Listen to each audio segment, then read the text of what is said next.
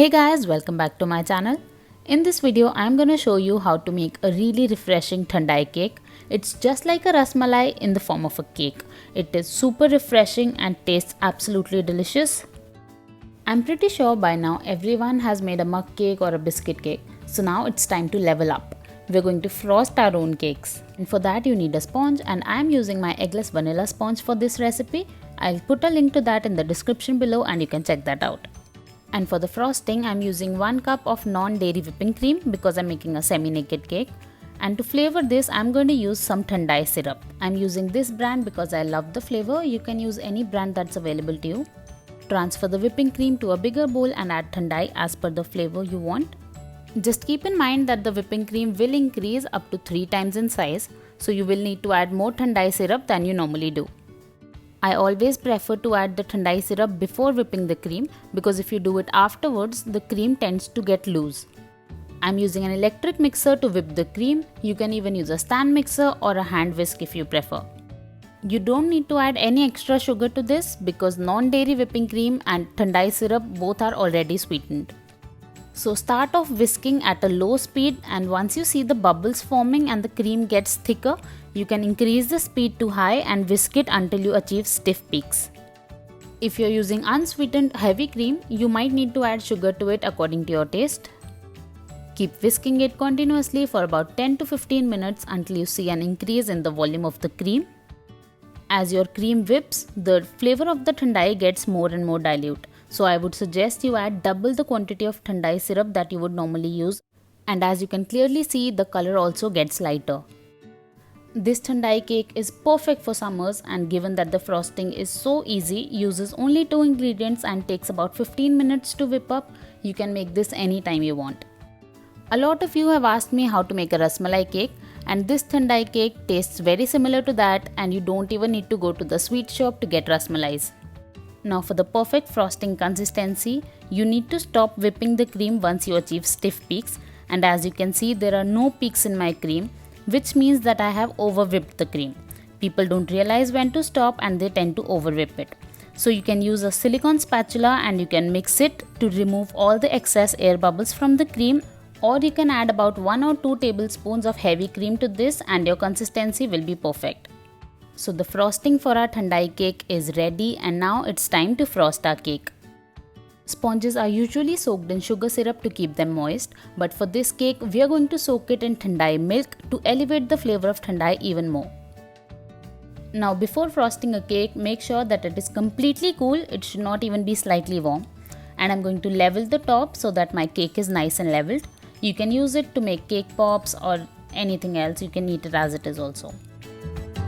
Once it's leveled, I'm going to divide my cake into 3 layers. You can do it in 2 or 4 layers also, depending on the height of your sponge. For this, you need a bread knife or a serrated knife. You cannot do it with a normal knife, otherwise the texture of your sponge will be ruined. If you don't have a serrated knife, you can use thread or floss to divide your cake. There are many videos for that, you can check that out. As you can see, I'm only moving the knife to and fro. I'm not changing its position, but I'm rotating my cake as I go. Start cutting it from the sides first, and once all of it is done, then cut the center. I'm applying a little bit of frosting on my cake board before placing the cake layer so that it sticks to the board and doesn't move while I frost it. I somehow always place the second layer at the bottom. This is not necessary, just something I do. I'm placing an anti-slip mat on my turntable before frosting it so that the cake doesn't move. If you don't have it, you can use a wet cloth also. Then I'm going to soak my cake layer in the thandai milk that we prepared earlier. This will not only keep your cake moist but will also enhance the flavor. Now I'm going to put a dollop of cream onto my cake layer and I'm going to spread it using an offset spatula. There's no fixed quantity for the frosting. You can increase or decrease it according to your taste. I prefer to keep the frosting around half the height of my cake layer. You just need to spread the frosting evenly all over your cake layer. It doesn't have to be super neat. After applying the frosting, you can add in your fillings. Like for this cake, I'm using chopped roasted almonds. You can use anything you want, but almonds taste amazing with the thandai cake. Whenever you're putting filling inside the cake, like for example almonds in this case, it's always better to apply some frosting over your filling and then smoothen it out. This will prevent the second layer, the layer that we'll put on top, to stick to the cake and does not fall off when we cut the cake. So I'm putting another layer of cake on top, and then I'm going to repeat the process. I'm going to soak it, I'm going to frost it, and I'm going to put some roasted almonds. The method of frosting a cake remains same for all flavors. You can add any type of frosting to any type of sponge and any filling you want. You can experiment with different flavors. The method remains the same. Now for the top layer of the cake, I'm using the bottom layer of the sponge and I'm keeping it upside down. This will make sure that our cake is nice and even when we finally frost it. If you're making any other flavor of cake, you can skip the milk and you can soak the cake layers in sugar syrup. So now I'm applying some frosting to the top as well and I'm going to smooth it. You need very little frosting for this. We are going to crumb coat the cake.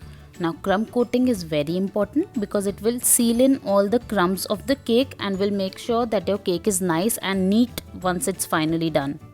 So basically all you need to do is cover your cake completely with a very thin layer of frosting so that all the loose crumbs are sealed in. I always use a small offset spatula for frosting my cakes because I feel it gives me a nice hold over the frosting. But if you don't have that, you can use a palette knife or even a butter knife or maybe even a spoon. So once I've applied frosting all over my cake, I'm just placing my knife at one place and I'm moving my turntable. This will make the sides look smoother, and I'm also going to remove any extra frosting on the side of the board so that my board is nice and clean before I frost it completely. Once you're happy with the sides, you can get to smoothing out the top. All you need to do is take any excess frosting from the edge and take it inwards. Be sure to clean your spatula after every stroke. This is important because otherwise the leftover frosting on your spatula will make the cake messy instead of smoothing it out. Since this is the crumb coat, you don't need to be very neat with this. You only need to cover it. And then we're going to chill it for about 30 minutes. This will set your first layer of frosting, which will make it easier for you to apply the final layer. For these 30 minutes, even my frosting was in the fridge. Never keep it at room temperature. So you need to give it a good stir before you can put it on your cake. Just like I did for the crumb coat, I put a big dollop of cream on the top and I spread it evenly, and now I'm going to smoothen it out. For this video, I thought of keeping the frosting simple and doing a semi-naked cake. This means that the cake layers will be slightly visible from the outside. And that is why I used 1 cup of cream. But if you want to frost your cake completely and even decorate it with more cream, you will need about half a cup of more cream. So for the final layer also, I'm going to be applying a thin layer of frosting all over my sides because it's a semi-naked cake. You don't want the frosting to be very thick. Simply take some frosting at the back of your spatula and spread it as evenly as you can. If you want to cover your cake completely, you will need a thicker layer of frosting this time so that no cake is visible at all.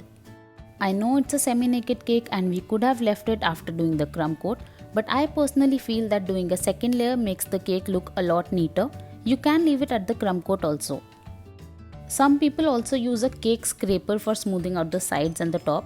If you have that, you can use that also. I don't really like using that. In the same way, once the sides are done, you can get to smoothing out the top. You can do this as many times until you achieve a neat look. Just don't remove a lot of frosting. So our cake is frosted, and for decorating it, I added a little bit of color to the leftover frosting. I divided it in half, and to one I added peach color and to the other I added yellow, and then I transferred both of them one by one, like alternating between the colors, into a piping bag lined with a star nozzle. If you don't have a star nozzle, you can use any other nozzle. You can use a round nozzle and put dollops. You can decorate your cake in any way you want. This is just a simple method of making your cake look pretty. Adding a pop of color definitely enhances the look of your cake. You can even decorate it with candies and chocolates and other things. I didn't have any design in mind when I made this cake. I am simply putting rosettes and dollops of cream wherever I can, and that's it. I would love to see your version of this thandai cake. So if you try it out, please let me know your reviews in the comment section and share your pictures with us on Facebook and Instagram. So our cake is almost done. Looks a little incomplete because I didn't have anything to write on it. So I'm going to put some roasted almonds on the top. And that's it, our thandai cake is ready. It tastes super refreshing and is very delicious. You must try it out. and I really hope that my video helped you in learning how to layer and frost a cake. And if it did, please give it a thumbs up and subscribe to my channel for more such videos. Don't forget to press the bell icon so that you never miss any video. I'll see you next time.